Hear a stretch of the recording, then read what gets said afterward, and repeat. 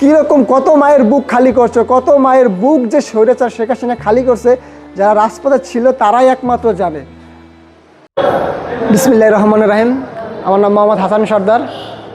আমি আগুল জেলার জুলাই আগস্টের সর্বোচ্চ অ্যাসাল্টেড এবং সবচাইতে বেশি আহত আমি। আমার হাতে প্রায় 400-র মতো স্প্লিন্টার আছে। আজকে 5ই আগস্ট, আজকের এই দিনেই আমি খুব ভোরে আমি আমার মাকে ফোন দিয়ে বলি যে মা, আমি আন্দোলনের উদ্দেশ্যে রওনা হচ্ছি, যদি তোমার কাছে আসতে পারি হয়তো হাসি মুখে আসবো, অথবা তোমার কাছে আসবে আমার লাশ। এই কথা বলে আমি আমার মায়ের সাথে শেষ কথা বলে আমি আন্দোলনে যোগ দিই। ঠিক প্রায় 11:30 থেকে 12টার সময় আমি বাড্ডা ইস্ট ওয়েস্ট ইউনিভার্সিটির সামনে গুলিবিদ্ধ হই। তার ঠিক আমি যখন গুলিবিদ্ধ হই তখন আমি অজ্ঞান হয়ে যাই। যখন আমার জ্ঞান ফেরে তখন শুনি যে স্বৈরাচার শেখ হাসিনা দেশ ছেড়ে পালিয়ে ভারতে আশ্রয় নিয়েছে। এরপরে আমার ট্রিটমেন্ট হয়, প্রায় পঙ্গুতে প্রায় 2.5 মাস ছিলাম, আবার সিআরপিতে ছিলাম 3 মাসের মতো। তারপরে হচ্ছে গিয়া এই অন্তর্বর্তী সরকার থাকাকালীন অবস্থায় আমাদের এখন বর্তমান মাননীয় মন্ত্রী, তথ্য ও সম্প্রচার মন্ত্রী এম জহিরুদ্দিন স্বপন কাকার তত্ত্বাবধানে এবং তার পরিচালনার কারণে আমাকে সে সিঙ্গাপুরে মাউন্ট এলিজাবেথ হসপিটালে ট্রিটমেন্টের জন্য পাঠায়। ওইখানে প্রায় আমি 2.5 মাস ছিলাম। 2.5 মাস থাকার পরে ওইখানে আমার ট্রিটমেন্ট হয়। তো ওইখান থেকে ট্রিটমেন্ট সেরে এসে আসার পরে এখন মোটামুটি একটু সুস্থ।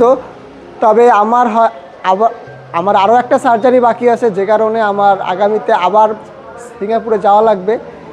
সেই সিঙ্গাপুরে যাওয়ার জন্য যত কাজকাম বা মানে আমার যত কাগজপত্র সব কিছুই আমাদের মন্ত্রী মহোদয় এম জহিরুদ্দিন স্বপন কাকার নির্দেশে তার একান্ত সচিব মাকসুদ কাকায় সব কিছু সে পরিচালনা করতেছে। হয়তো আমি খুব শীঘ্রই আবার সিঙ্গাপুরের উদ্দেশ্যে রওনা হব ট্রিটমেন্টের উদ্দেশ্যে। তো আমার জন্য সবাই দোয়া করবেন এবং দেশবাসীকে কিছু কথা বলতে চাই, সেটা হচ্ছে গিয়া দেশের জন্য আমি হাসান কিছু করতে পেরেছি এবং দেশকে স্বৈরাচার মুক্ত করার জন্য যে আমার শরীরের এক ফোঁটা রক্ত আমি দেশের জন্য রাজপথে দিতে পেরেছি, এইটার জন্য আসলে আমি মহান রব্বুল আলামিনের কাছে শুকরিয়া, আলহামদুলিল্লাহ, আমিন। এবং আজকেই 5 আগস্টের দিনে আমি গভীর শ্রদ্ধার সাথে স্মরণ করছি আমার সেই সব ভাইদেরকে যারা 2024 সালে গণঅভ্যুত্থানের দিন শহীদ হয়েছে। এবং আমি মহান আল্লাহ পাকের কাছে দোয়া প্রার্থনা করছি যারা আজকে এখন পর্যন্ত বিভিন্ন হসপিটালে এবং থাইল্যান্ডে প্রায় 40 থেকে 50 জন আহত ভাইরা আমার এখনও চিকিৎসাধীন অবস্থায় আছেন, তাদের অতি দ্রুত চিকিৎসা থেকে সুস্থ কামনা করছি। আজকে সকালবেলা মানে এই 2024 সালে 5 আগস্টের দিন, যেদিন আমি আমার মাকে ফোন দিয়ে আন্দোলনের উদ্দেশ্যে রওনা করি, যখন আমি বাড্ডা ইস্ট ওয়েস্ট ইউনিভার্সিটির সামনে আন্দোলন অবস্থায় ছিলাম, তখন আমার মাথায় একটা ক্যাপ ছিল। ওই ক্যাপটা আমার পাশের এক সহযোদ্ধা ভাইয়ের হাতে লেগে আমার মাথার ক্যাপটা মাটিতে পড়ে যায়।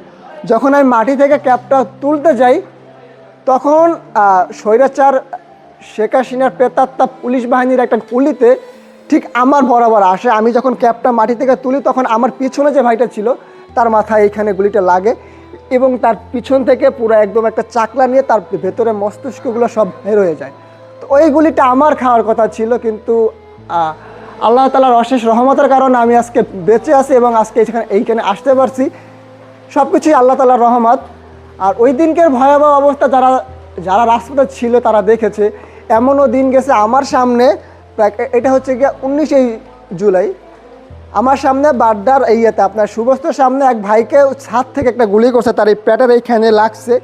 এইখান থেকে লাগার পরে তার প্যাট ফাইরা গেছে। প্যাট ফাইরা যাওয়ার পরে তার ভিতরে নাড়িগুড়িগুলো পর্যন্ত আমার চোখের সামনে বের হয়ে গেছে। এরকমও দৃশ্য অনেক দেখছি। আসলে আমরা হয়তো 71 দেখিনি, তবে আমরা 24 দেখছি। 24 কী ভয়াবহ ছিল সেটা আসলে যে রাজপথে ছিল সে জানে।